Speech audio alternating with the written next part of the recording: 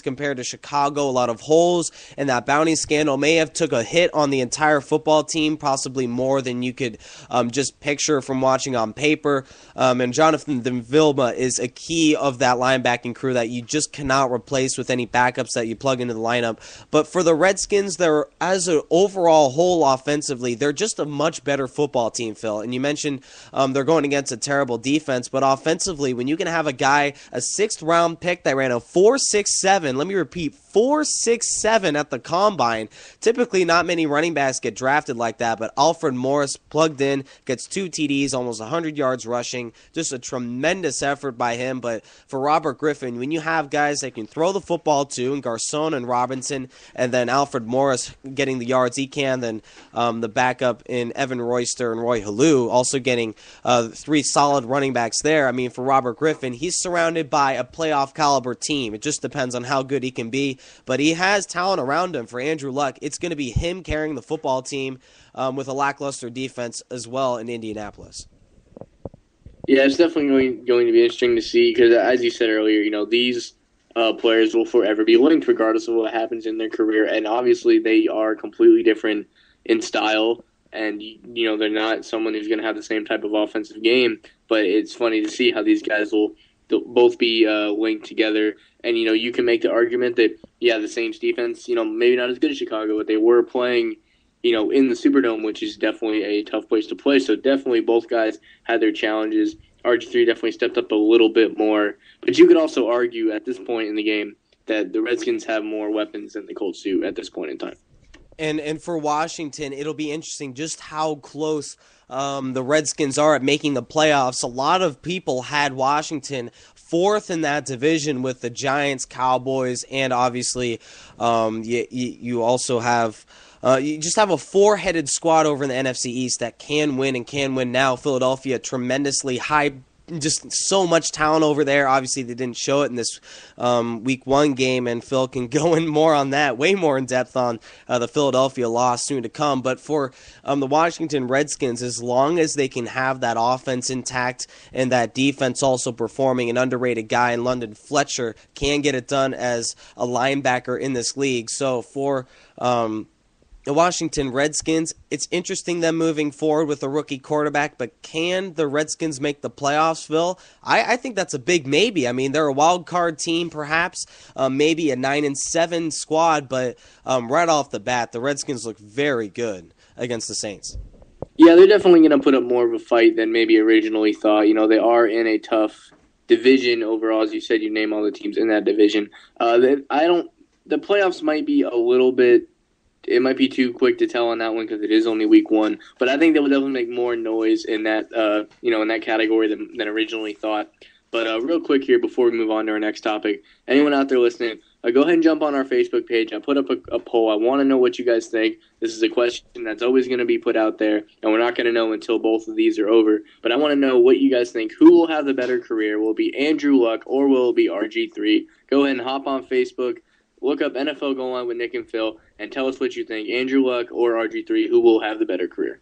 And that should be an interesting topic coming right down to the wire. We have more topics coming up later in the show, including a big one over in New York. Can the Mark Sanchez-led Jets make their way back into the postseason for the first time since that conference championship title in 2010? And also, we'll take a look back in Philadelphia with a win ugly against the Cleveland Browns. This is the NFL Goal Line live with Nick Rice and Phil Nunziata. We'll be back after this word from your local stations. Thank you for watching. NFL Goal Line returning in a quick 30, guys. Welcome back inside the NFL Goal Line. I'm Nick Rice, your host, along with Phil Nunziata. 15 out of the 16 games were done in the National Football League, and perhaps the biggest upset of week number 1 was a wild week 1 win. The Jets over the Bills. At some point, it was 41-7, Phil. The Bills are lackluster defense. Let's get that out of the way right off the bat. But for Mark Sanchez, I was not very high on this guy coming into this year, and a lot of drama going around with Tim Tebow coming back into the lineup. And then you don't have a number one solid receiver outside of Santonio Holmes. Can Cromartie come in and play receiver? And then you have Tebow right off the bat playing wide out for a play in the slot. And so for this Jets team, how big of a victory was this for Sanchez to throw for 266 and 3 touchdowns, partner, along with 19 of 27 passing? Did Sanchez kind of lift that burden off his shoulder, in this Week 1 win? Well, it was definitely something that definitely blew everybody away, because you look at this game, here's a team, people love to talk about it earlier. The Jets, their starting offense did not score a touchdown in the preseason. It was an ongoing joke for a while.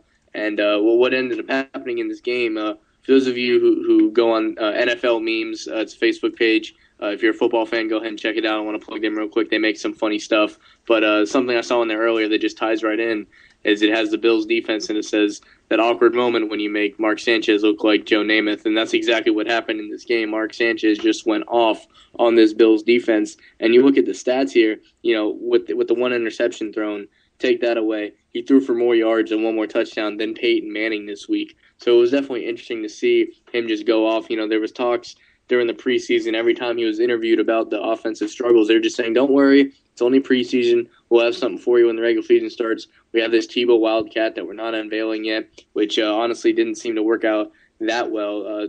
Tebow only rushing for 10 or 11 yards on about 4 carries. So that obviously was not the key to the game.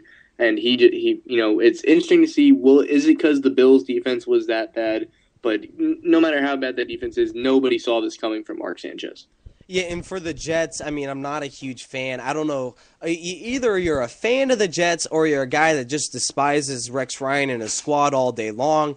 And Mark Sanchez coming into this year was already solidified himself as an average quarterback, certainly had more Namath-type plays in this game than we expected. And for Sean Green also piling up 94 yards. That'll be good for the Jets in the coming weeks. But for Phil, for the Jets, it's interesting how they right off the bat make a statement like this. And we have a caller on the line. This is Noel Booker. And Noel, we're right now on this Jets topic. How do you feel with this Jets victory, just how big Mark Sanchez played in this game? Will he be one of those quarterbacks that is regarded as a top 10 quarterback this year? He certainly proved it in Week 1.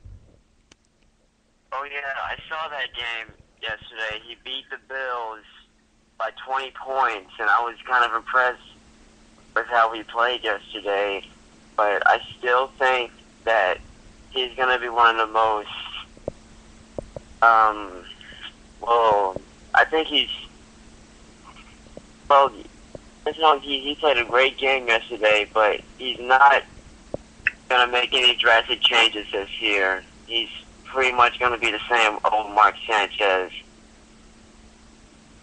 Now, after that performance, Noel, it's interesting how throughout the entire year, no matter how good Sanchez plays, it'll always seem to be, when will Tim Tebow get his snaps? He's the most famous backup quarterback in the NFL right now. How do you feel Tim Tebow, and how much do you feel this quarterback will play in the coming weeks? Well, before the preseason started, it was reported that he would be the red zone quarterback. So I guess it depends on how often the Jets will reach the red zone to determine how well he'll play. Because it's most likely he'll be getting a lot of rushing touchdowns. But a lot of critics are talking about how his arm is and how inaccurate he is. So we'll just see what happens. Yeah, that is interesting because the Jets only reached the red zone twice until the fourth quarter, so Tim Tebow didn't really have those opportunities to get many passes and rushes into the game. Noel, any final thoughts on this Jets victory before we move on to our next topic? Not really, but I do have an interesting topic that I would want you guys to talk about. What's that? who do you think had the better opening day? Cam Newton as a rookie or RG3 as a rookie? Interesting. Phil, could you take that one? That's a very tough one considering that Newton passed for more yards, but Griffin more touchdowns. Well, I don't have that is a very interesting question. That's a good one to bring up. I don't have the Cam Newton stats in front of me, not knowing that this question was coming. But I think what you could come down to, because they both obviously lit up the scoreboard, threw for many yards, threw for touchdowns. I think you have to give it to RG3 for the simple reason that they did win the game. And when both guys light up the scoreboard, the only other thing to look at is the win-loss column. So you look at RG3, they did beat the Saints in the Superdome, a place that they have not lost a lot lately. And, regardless of how the defense is playing, you got to give them credit for that. I think, not taking away anything from Cam Newton, they both had very surprising NFL debut games. But when it comes down to it, I think RG3 wins that debate simply because he did, in fact, win the game. Yeah, and, Cam Newton lost to the Cardinals, and Cardinals are not a very good team. So, yeah, and RG3 beat the Saints, and the Saints are one of the hardest teams to beat in the NFL now. I would have to disagree on that final topic. But, Noel, thank you for your time onto the show and any lasting questions. Very interesting topic that you had with Newton against Robert Griffin. Obviously, two similar quarterbacks in the running and throwing ability. Noel, any final thoughts before we move on? Yeah, who do you think is gonna win the game one right now? The Chargers or the Raiders? Well, I was actually going to get into that. I was just letting everybody know that this game has kicked off. I don't know that I can pick a bold prediction right now. I will throw out there right now just to Philip Rivers has said that he's going to play a lot better than he did last year, and no better way to start that than in week one. So, Nick, this will make you happy. I think I'll go with the Chargers this week. It's funny how you have the Chargers winning this game. I've said all week long, obviously I'm a little biased on this one, but I'm going with the Raiders in this matchup at home in the OCO Coliseum. The Oakland Raiders kick off, and they have the football right now, already having a solid drive. But for the Raiders, they just have so many weapons on the defensive side. Noel, terrific question, but we're split on this one, Phil. I think the Raiders will win this one, and they'll probably, with Carson Palmer, air it out all day long, and then that running attack, simply, I feel too much for the Chargers to handle. Well, we do seem to have a little, disagreement here, but I do have this game on in front of me, so whenever there's a interesting moment to come up, I'll definitely bring it up on this show in our last half hour here. The Raiders do have the ball, and they're driving. They're about midfield here, so anything that happens in this game, I will bring back up.